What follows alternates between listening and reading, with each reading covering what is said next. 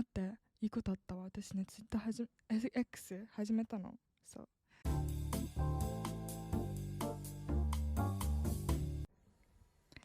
Hey bestie、こんにちは、アンナだよ。今日はお外でお送りしております。もう夏かなみたいな感じで、結構暑い。今日は本当に暑くて、もう28度くらい。前までなんかすごい寒くなったり暑くなったりよく分かんなかったけど、今は結構夏で、まだ5月の中盤だからよく分かんないんだけど、今日は半袖で、お花めっちゃ可愛いでしょ。これ一世三宅なの。私一世三宅とかね持ってなかったんだけど、ついに手に入れました。マジで可愛くてお気に入り。今日初めて来たかもしんない。この前買ったんだよね。可愛い、お気に入り。みんな今日何してた？私今日はね、本当ポッドキャストを撮る予定だったの。というのも、いつもこの前2週間前くらいにポッドキャストの収録をした時にもう週1で撮りたいみたいなこと言ってて、で毎週金曜にポッドキャスト撮れたらいいなみたいなお話をしてたんだけど、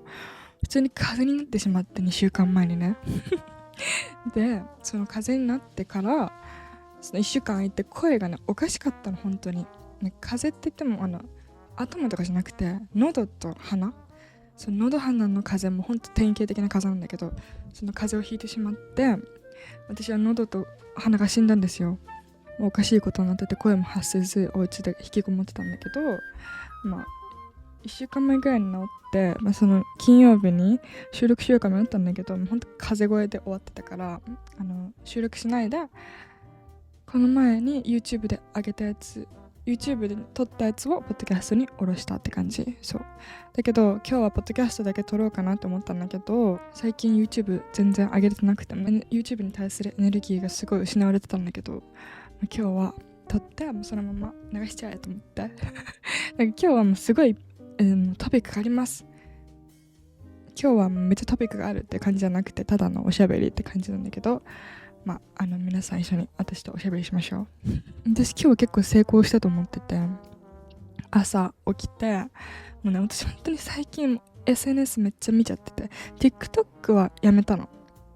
TikTok 最近全く見てなくて、もうすごいヘルシーなんだけど、X、Twitter、どっちでもいいんだけど X、Twitter を見ちゃいまして、あれもさ、もうピッて指でやったらさ出てくんじゃん、新しいやつが。それでなんか TikTok とかと違って自分の好きなやつばっかり流れてくるっていうか、なんていうの、なんかニュースとか情報とか、その洋楽アーティストの来日情報とかそういうのも流れてくるし、ファッションとかも流れてきて、すごい楽しいのよ、見てるのが。AI にカテゴライズされてるのでそれで結構ずっと見ちゃってて、指がおかしいことになるっていう事態が発生、そこまで言ってないけど、もうすごい自分でも分かるぐらいめっちゃ SNS 見てんなっていう感じになって、待って、いいことあったわ。私ね、X 始めたの。そうなんか SNS はこのレッドと X を始めたいってずっと思ってて、でレッドも始める予定だし、 X この前始めて、そこではインスタのストーリーみたいな感じでもうちょっとカジュアルに自分の好きなこととか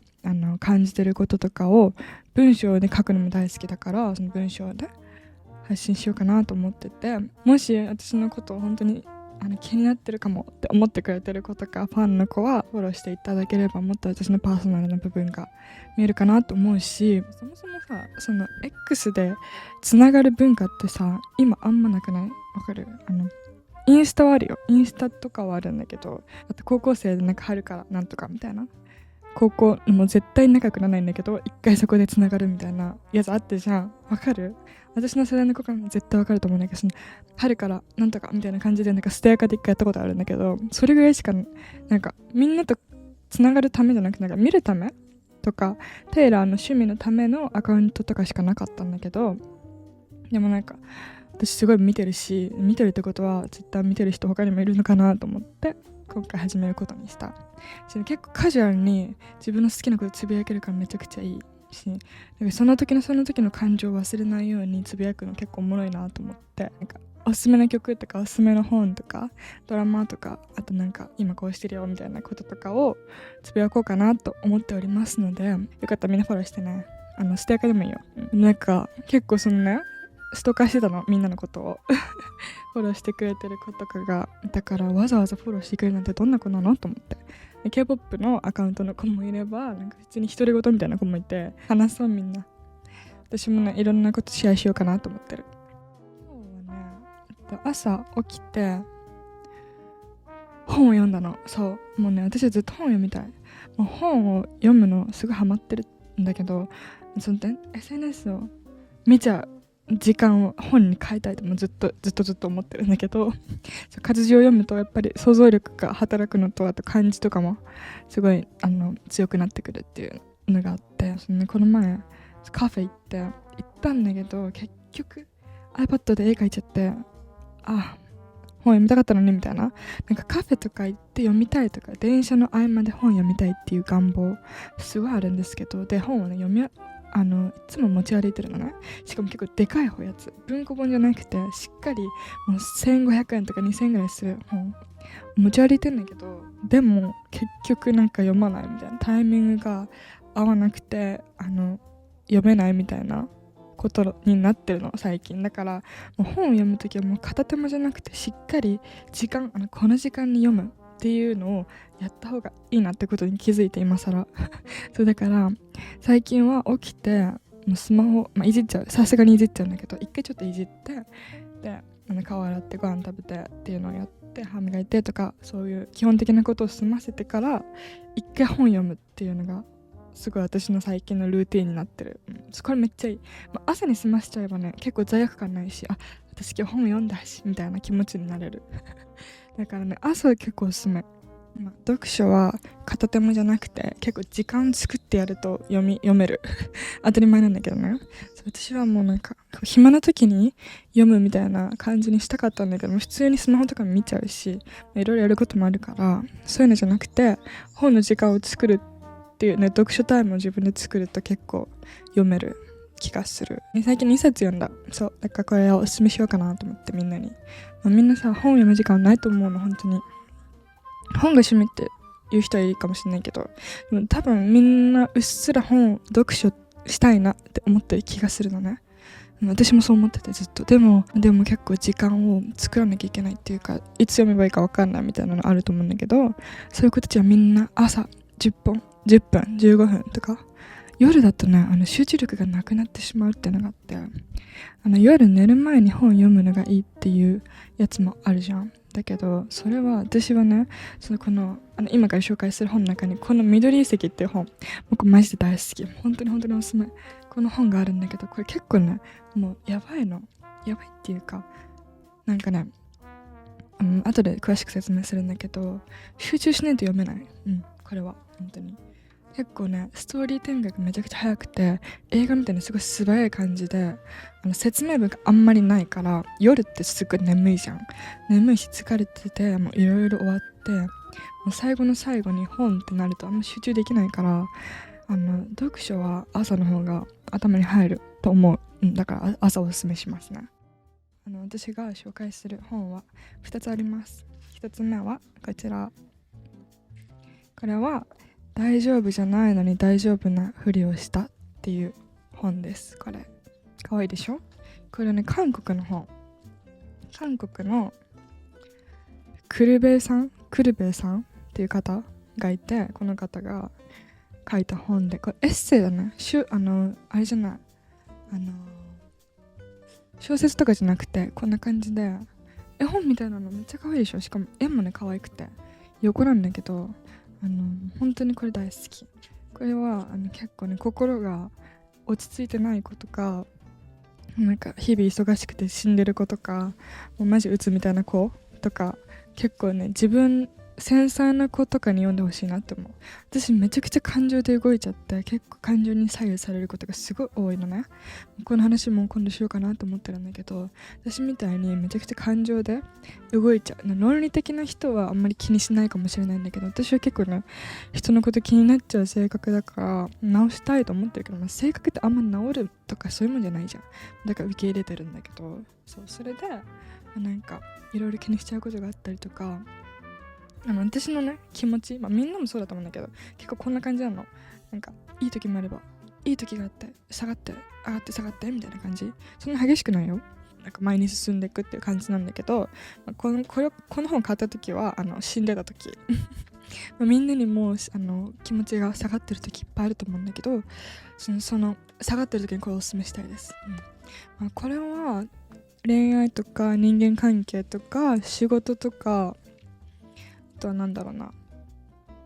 気持ちの整理の仕方とか、それでなんかいろいろ助言が書いてあるんだけど、すごい読みやすいの。なんかね、結構その読み手に寄り添った話し方をしてくれてるから、自分当てはまらないって子はあんまりいないんじゃないかなって思う。一言でいい気持ちになったっていう文章がすごい多いなって思った。だから疲れてる人とかはね、これちょっと読み返したりするとすごい気持ちが落ち着くんじゃないかなって思うから、私はこれをおすすめします。で、2つ目の本はこちらです。緑遺跡 by 太田ステファニー・カントさん。これマジやばいです。もう本当に大好き。もうこういうの大好き。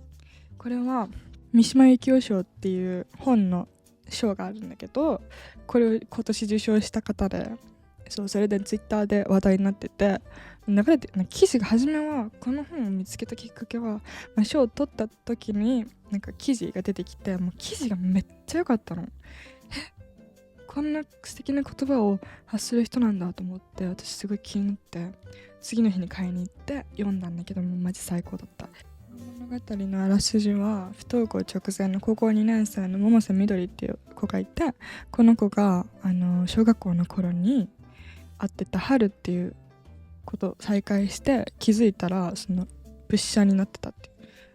裏社会へと足を踏み入れてしまうっていう、この物語の筋としてはそのドラッグなんだけど、そのドラッグ、タイマーとか闇社会での関わりを経て成長していくっていう物語。すっごいざっくり言ったらね、そうめちゃくちゃ簡単に言うと、高校生が闇社会に足を突っ込んでタイマーでなんか売り買いするみたいな、そういうところに入っちゃって、気づいたら入ったらなんかやりたかったわけじゃなくてねで、それでなんかいろいろ巻き起こっていくみたいな感じ。すっごい簡単に言うと、闇バイト、気づいたら闇バイトをしてましたみたいな感じ。オート・ステファニー・カントさんのインタビューがめちゃくちゃよくって、特になんだっけ、フリーランスマグっていう記事サイトかな、多分そうの記事を最初に読んだんだけど、これめっちゃいいなと思って、彼の小説のインスピレーションとして、恋愛じゃなくて人間同士で絆を育んでいくとか、その恋愛じゃなくてっていうのをやりたいって言ってて、めっちゃこれいいなと思ったの。私もそのドラマとか本とかもそうだけど、男女が出てきたらさ、絶対なんか絡みっていうか恋愛みたいな、キスみたいなあるじゃん。あれうっとしいなと思っててなんか人間関係とか成長にフューチャーした本あんまりないなって私もなんかふわっと思ってて、で彼がそういうこと言ってたから確かにそうだなと思って、でこの本は高校生が主役なんて、全員高校生のその6人ぐらいかな、そういろいろなんか人間関係みたいなやつなんだけど、恋愛がないし、しかもこの小説が第一人称で物語が進んでいくっていうか、なんか大体さ、語り手があって、そこで物語がどんどん進んでいくみたいな、でその語り手がその物語詳しく説明しちゃうみたいな文章でするっていうのが結構小説によくあるパターンかなと思うんだけど、この本は全然違くて、このモービっていう主人公の多分男の子だよね、男の子が軸で話されてるの。なんかこれめっちゃ面白くて、なんかもう主人公になった気になれるっていうか、結構映画っぽいの全てが。しかも説明文もあんまり書いてないって彼も言ってたし、なんか説明っぽい説明がなくて、なんか単語も結構意味わかんない単語いっぱい出てくるし、例えばプッシャーとか手押しとかドラッグ用語とか一ミリも知らなかったから当たり前なんだけど、もちろん知らなかったから、こういう使い方あるんだとか思ったし、私もさ今さ結構若いと思うんだけど、その若い私でも結構若ってなんか専門用語っぽい言葉が結構いっぱいあって、私も知らない言葉もあって、すごいなと思った。結構挑戦的な文章だなって思って、すごい面白かった。かといってなんか分からない単語はあるけど、結構スピーディーに物語が進んでいくから、なんかそんな調べなくてもなんか意味分かってく感じがして、すごいいいなと思った。そうだからこれは結構人間関係にフューチャーされてるし、語りが第一人称の美学全部話してるから性別が途中まで分かんないの。春は多分女の子だと思うんだけど、女の子やんない、待って、女の子だと思う。多分ちょっと調べるね。女の子、男女っていうのがあんまり意識がない感じ、結構人間と人間が話してる感じがして、それがすごいいいなって思ったの。例えばなんかスカートとか、スカートでも男女どっちも履けるしとか思うし、なんだろう、なんか男女の決定的な性別が決定的に分かるような描写っていうのがあんまりなくて、それが話の障害にならなくてすごい素敵だなって思ったし、彼もそういう風に言ってるからいいなと思った。そう、春女だわ。でも春とももは野球一緒にやってたの。でも野球ってさ、普通男の子とか思うじゃん。でそういう先入観あったんだなとかも思ったし、性別がわからないっていう描写すごい素敵だった。私があんまり好きじゃない感じの挨拶をしてる子たちが多くて、これ結構なんか軽めな感じがすごいストリートっぽくていいなって思った彼のインタビュー読んでてすごい印象的だったのが、パレスチナガザの問題についてすごく発信してる方で、私も結構自分で調べてるけど、まだまだ勉強不足っていうのはあるんだけど、みんながその社会問題に対してどのくらい興味があるかわからないけど、でも私は日本人関係ないって言っちゃったらもうそれでおしまいだけど、私はこれ調べる必要があるなと思うし、社会情勢とかについてはすごく興味があって学んでいきたいと思ってるんだけど、で彼はそういうことについてすごい発信してて、インタビューですごいいいなと思ったのが、テレビとかスマホとか資本主義にとらわれた人がいっぱいいるなっていうことを彼は言ってて、この資本主義に侵されてるってことに気づいてない人も多いって言って、お金を使うことになんか興奮を覚えてるとか、オタクでもさ、なんかお金積んだ人が勝ちみたいなすごい嫌な感じの文化が出来上がってると思うんだけど、あれってさ、アイドルにお金を使ってる自分に対して興奮をしてるんじゃないかなって思うことがすごい、なんかいろんな媒体見てて思うことがあったの。もちろん自分が大好きで本当に推しが好きでお金をかけてる人もいると思うんだけど、そのお金をかけるという行為に対して興奮をしてるから、オタ活っていう文化は一生なくならないんだろうなって思ったの。資本主義の話とか戦争の話とかもそうだけど、そういうのに興味がない人が何かを始めるとしたら、彼の場合は何か楽しんでるその一瞬に、これは誰か何かの犠牲の上に成り立ってるかもしれないって立ち止まって考えるようにしてるって言ってて、めっちゃいいなって思ったの。例えばさ、なんでこのご飯は安いんだろうとか、なんでこの服こんなに安いんだろうとか、楽しいって終わっちゃうじゃん。だけどこの彼がこういうこと言ってて、すごいいいなと思って、でこれをみんなにも伝えようかなと思ってお話ししてみたこの彼の人間性もすごい素敵なんだけど、私はこの本すごいいいなと思って、このインタビューも見てほしい。すごいね、いいこといっぱい言ってる。なんかね、結構彼のノリっていうか喋り方っていうかバイブス彼のバイブスはすごい結構軽快で軽めな感じなんだけど、でも言ってることはすごい芯をついてるというか、そういうことが多くて、私はすごいこれおすすめです。はい、読んでください。このやばいページがあって、ドラッグで決まり中の時181ページとから184ページ、今いろんなチャイムになった。5種のチャイムと学校のチャイム最近はこの2つを読んでおります。はい、おすすめ読んでね。みんなの本のおすすめも教えてほしいなって思っております。青春高校生でなんかドラッグみたいな方がマジで探してるんだけどないこれホットサマーナイツを見た時から思ってんだけど、教えてほしい。てか最近さ、邦画とかにハマってんの。邦画とドラマハマってる。今日はね、あれ見た。僕の姉ちゃんっていうアマプラのやつ見たんだけど、めっちゃ良かった。あれもなんかほっこり系のドラマ、私最近大好き。最近ってかもずっと大好きなんだけど、なんかもう本当にストレンジャーシングスみたいな意味わかんない転換のやつも大好きだけど、気持ちに深く入ってこない、いい意味でなんかスーンと見れるというか、ストレンジャーシングスとか意を決して見なきゃいけない感じがあるんだけど、なんかリラックスして生活の一環みたいな感じで見れるヒューマンドラマみたいなのがすごい好きで、大豆田十和子とかで、今日見た僕の姉ちゃんってやつもめっちゃ良かった。思い出したわ。そういえばついにバイトの制服代を返してもらうことに成功したのなんか前漫画でバイトの話書いたんだけど、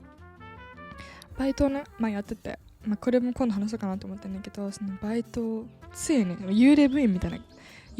感じで1ヶ月に1回入るか入らないか、そのバイト自体がめちゃくちゃもう50人60人ぐらいいて、私入る意味ないでしょみたいな思いながら、でも続けてたし入って、店長に LINE を送って、制服代どうなりますでしょうかみたいな。で無視されててちょっと待って、制服で普通に結構かかって何も言われずに取られてたのね。一番初めバイト代から引き落とされてて、絶対取るしかないじゃんと思って、最近さ退職代行会社みたいなのあんじゃんそういうのもあるけど、私は普通に自分で行きますと思って本部の方に連絡して、制服代どうなりましたでしょうかつって、そしたらその日のうちに店長から連絡返ってきて、制服代をゲットすることに成功した。だからもう本当にハッピーって感じ。バイトの話もしたいなと思ってる。もうね、バイトとかさ、私めっちゃもう8時間とかやってたんだけど、なんか5時間ってさ休憩ないじゃん、ギリで。5時間頑張ってたんだけど、もう休憩ない5時間結構しんどいから、もう3時間終わり、結構終わってる。4時間が3時間。高校生の頃めっちゃ入ってたんだけど、もうなんか無理になってきちゃって、朝6時から9時までヤマトみたいなやつのバイト、力仕事みたいな、おじさんと一緒にこうやってなんか段ボールとか持つやつやって、そっから学校とかにしてたから、やばいよね。そのエネルギーが本当に欲しい。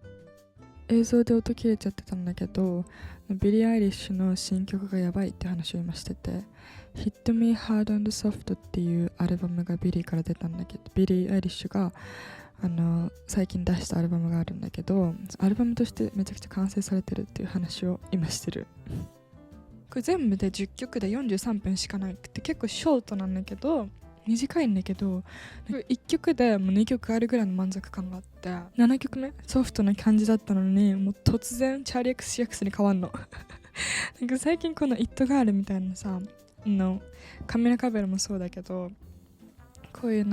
ハイパーポップっぽい感じのが流行ってると思うんだけど、ビリーが突然チャーリー XCS か、私が一番好きなのは千尋っていう曲で、この曲は千と千尋の千尋、ビリーはめちゃくちゃジブリ大好きみたいな感じで有名なんだけど、そのビリーの千尋って曲大好き。これなんかね、初めこちらの意味わかんないちっちゃいステージで千尋流してて、そこでちょっとしてたんだけど、もう本当に大好き。もうね全部好き。全体を通してこのアルバムはなんか淡い、もう儚いし、なんか全ての曲がテイストが結構一緒だけど、とてもリズム違うし、曲がすごい短いのに満足度が高くて、もう超最高。ずっと聴いてる。なんかどの曲聴いてもなんか全部いい。なんか1位とか決められないって感じ。曲の終わりが曖昧なのね。だから気づいたら次の曲に行ってるみたいな。で気づいたら45分終わってるみたいな感じ。あとはデュアリパさんの新アルバムで全然聴いてなかったんだけど、友達に勧められて聴いたの。そしたら Happy for You っていう神みたいな曲を見つけたから、なんかマジみんな聴いてほしいなって思う。もう大好き。本当に1週間でこの曲一番聴いたと思う。初めにね、この曲の始まりになんかピュピュピュみたいな感じで鳥の音が流れてくるので、そっからもなんかね、もう想像できるの。この曲を目つぶって聴いたら、そのなんか夕焼け、海の夕焼け、海辺の夕焼けでちょっとなんかピンク紫みたいな空があって、なんかいい感じに風が吹いてて、なんかもう本当にリゾートみたいな、もうまさにデュアの曲って感じで、なんか潮風が吹いてくるって感じがする。すごい爽やかでめちゃくちゃいいし、もう大好きで、この曲も歌詞がすごいいい歌詞で、付き合った元恋人に対してあなたすごいかっこいいよみたいな、大人の領域なの。デュアはこの前のアルバムでは思わなかった感情を歌ってるって言ってて、私はねまだその域に達してないっていうか、そのなんか元恋人とか好きな人に対して幸せって思えるくらいの感性って結構修行しないと無理な気がするんだけど私まだ修行中だから、こういう感情にもなるんだと思う。なんかやっぱりさ、なんか別れ際って結構さ、どんな感じみんな、なんかブロックみたいな感じ、どんな感じ、